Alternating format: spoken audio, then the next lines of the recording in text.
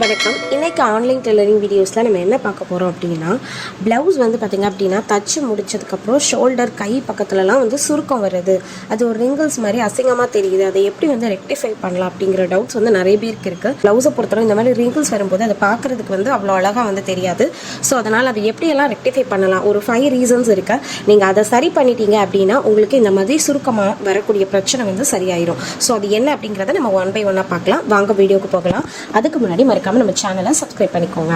So இப்போ நம்ம video வந்து ஸ்டார்ட் பண்ணிடலாம். நான் ஃபஸ்ட்டே சொன்ன மாதிரி தான், நம்ம எவ்வளோ தான் ப்ளவுஸ் வந்து நம்ம ஸ்டிச் பண்ணியிருந்தாலுமே கூட இன்னுமே கூட நல்ல எக்ஸ்பீரியன்ஸ் ஆனவங்களுக்கும் கூட ஒரு சில ப்ளவுஸ் தைக்கும் போது நெக்கு கிட்ட லைட்டாக வந்து சுருக்கம் வருது, கை கிட்ட வந்து சுருக்கம் வருது அப்படின்னு நம்ம எவ்வளோ தான் அவங்க வந்து மாடலாக தைச்சு போட்டிருந்தாலும் கூட அந்த சுருக்கம் அங்கங்கே தெரியும் போது பார்க்குறதுக்கு வந்து அவ்வளோ அழகாக வந்து தெரியாது, அந்த ப்ளவுஸோட ஃபினிஷிங்கே வந்து ஒழுங்காக தெரியாது. ஸோ அந்த சுருக்கம் ஏற்படுறதுக்கு முக்கியமான காரணங்கள் என்னென்ன, அதை எப்படி வந்து ரெக்டிஃபை பண்ணலாம் அப்படிங்கிறத நம்ம 1 by 1 நம்ம வந்து பார்க்கலாம். ஃபர்ஸ்ட் வந்து கைக்குழி அளவு சரியாக இல்லாமல் இருக்கிறது. அதாவது கைக்குழி அளவுனா ஆம்ஹோல் வந்து பார்த்திங்க அப்படின்னா நம்ம கரெக்டான அளவில் இல்லாமல் சின்னதாக இருக்குது அப்படின்னா நம்ம அதை கையை வந்து அட்டாச் பண்ணும்போது துணியை வந்து இழுக்கிறோம்.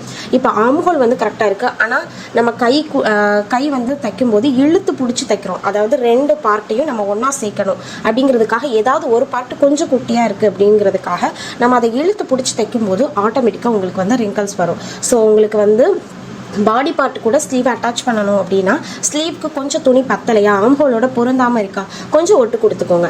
ஸோ அது தப்பில்லை. ஆனால் நம்ம அதை ஒட்டு கொடுக்காம நம்ம இழுத்து தைச்சாதான் நமக்கு அது ஜாயிண்ட் ஆயிடுது அப்படின்னு நம்ம நினைக்கும் போது நமக்கு அந்த இடத்துல வந்து ரிங்கிள்ஸ் வரும். நெக்ஸ்ட் ரீசன் என்னது அப்படின்னா, ஷோல்டரோட அளவு வந்து சரியாக இல்லாமல் இருக்கிறது. சிலர் வந்து பார்த்தீங்கன்னா ஷோல்டரோட அளவு வந்து கொஞ்சம் கம்மியாக வச்சுருப்பாங்க. அப்படி வச்சுருக்கும் போது அதை வந்து துணியை அந்த துணி வந்து நம்ம ஸ்லீவோட ஜாயின் பண்ணும்போது அந்த ஆம்ஹோல் பக்கம்லாம் சேரும்போது அது வந்து துணியை வந்து இழுத்து சுருக்கத்தை வந்து ஏற்படுத்தும். ஸோ ஒவ்வொருத்தரோட பாடி டைப்புக்கு எவ்வளோ ஷோல்டரோட அகலம் வைக்கணும் அப்படிங்கிறத நம்ம ஆல்ரெடி நம்ம சேனலில் வந்து நிறைய வீடியோஸில் வந்து நம்ம போஸ்ட் பண்ணியிருக்கோம். நெக்ஸ்ட் வந்து பார்த்தீங்க அப்படின்னா, ஸோ இப்போ நம்ம வந்து கையை வந்து பாடி பார்ட் கூட அட்டாச் பண்ணுறோம்ல, அப்படி அட்டாச் பண்ணும்போது கைக்கு வந்து மேல் பகுதிக்கு மேலே அந்த மேல் பகுதி வந்து அட்டாச் ஆகக்கூடிய அந்த பாடி பார்ட்டு கூட தைக்கிறதுக்கு ஒரு தேவையான ஈஸ் அலவன்ஸ்னு சொல்லுவோம். அதாவது அதை தைக்கிறதுக்கு தேவையான ஒரு அலவன்ஸை வந்து நம்ம விடணும். ஸோ அதை நம்ம இப்போ ஒரு 1/2 இன்ச்சுக்கு நம்ம தையல் போடணும், அந்த 1/2 இன்ச் மேலே நீங்கள் எக்ஸ்ட்ரா விடணும் ஸ்லீவ் கட் பண்ணும்போதே. அப்படி நீங்கள் கட் பண்ணும்போது உங்களுக்கு வந்து சுருக்கம் வராது.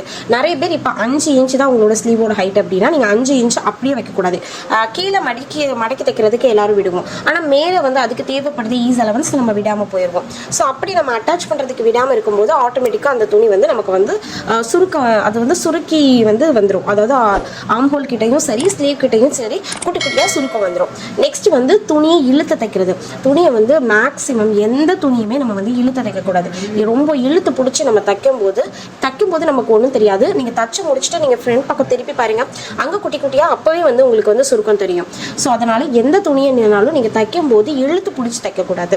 நெக்ஸ்ட் வந்து துணியோட வகை இருக்குது, இது ரொம்ப மெயினான விஷயம். சில இது பார்த்தீங்கன்னா காட்டன், சாட்டின், சில்க் இது எல்லாமே வந்து தைச்சதுக்கப்புறம் வந்து நமக்கு வந்து சுருங்கக்கூடிய மெட்டீரியல் டைப்பாக இருக்கும்.